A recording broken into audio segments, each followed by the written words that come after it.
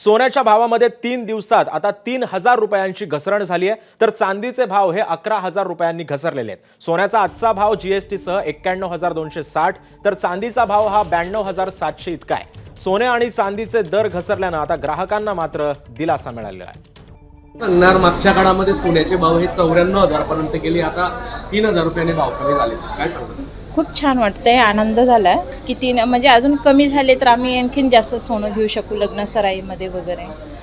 आम्हाला कमी झालेले भाव आणखीन व्हायला पाहिजे कमी। गाव शहर हे सुवर्णनगरी म्हणून ओळखलं जातं। आज 3000ने भाव कमी झाले असले तरी सर्वसामान्यांसाठी दिलासा म्हटला जातो, पण ज्या लोकांनी गुंतवणूक केलेली आहे त्या लोकांना हा फटका समजला जाणार आहे। भाव अजून कमी व्हावेत, कारण शेतकरी वर्गांच्या घरी लग्न आहे आता मुलांचे, तर त्यांना हा फायदाच ठरला जाईल। घसरण होण्यामागे मोठे कारण एकच आहे की जे टॅरिफ लागू केलं आहे, इकॉनॉमिक अशांती झाली जगात, त्याच्यामुळे जेव्हा जगात इकॉनॉमिक अशांती होतं तेव्हा एकवेळी पॅनिक घबराट होतं आणि नंतर परत भाव वाढून जातात। एबीपी माझा, उघडा डोळे बघा नीट।